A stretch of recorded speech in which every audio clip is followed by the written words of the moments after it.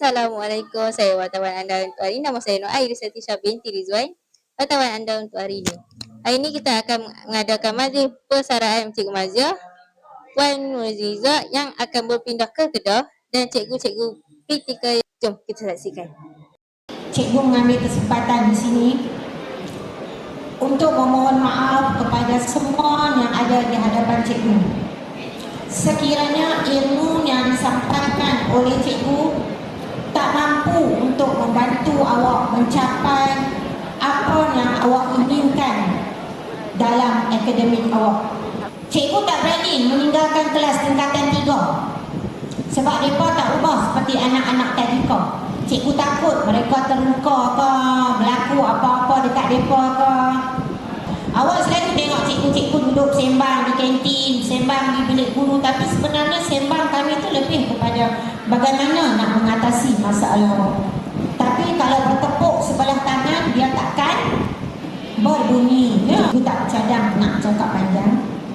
Jadi cikgu doakan agar semua anak-anak didik di hadapan cikgu ini akan terus cemerlang menjadi pelajar-pelajar yang terbaik yang akan mengharumkan nama sekolah menengah kebangsaan Raja Tun Uda. Akhir kata dari cikgu, sayangilah diri sendiri sebelum menyayangi diri orang lain.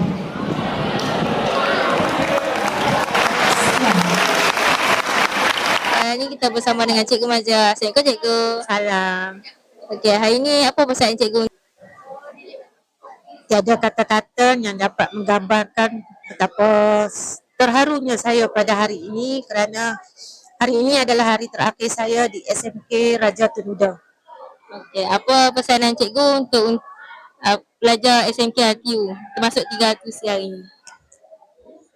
Sebagai seorang guru, saya doakan semua anak-anak RTU akan menjadi pelajar yang cemerlang dunia dan akhirat, menjadi anak yang soleh dan soleha, akan mengharumkan nama sekolah dan dapat mencurahkan segala budi guru kepada mereka dengan membalas balik dengan cara mengharumkan nama sekolah, belajar rajin-rajin. Itulah cikgu rasa. Okey. Dan Cikgu lepas bersara ni agak-agak apa dia Cikgu? Buat masa sekarang, saya akan meneruskan tugas saya sebagai seorang guru dengan mengajar kelas PDCA di sekolah ini.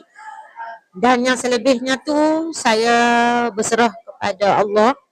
Dia yang akan mengaturkan hala tuju hidup saya. Doakan saya sihat agar saya dapat terus memberi bakti kepada anak-anak didik saya.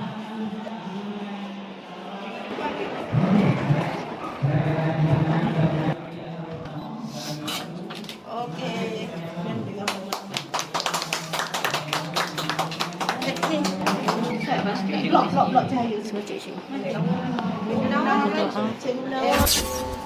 Cikgu.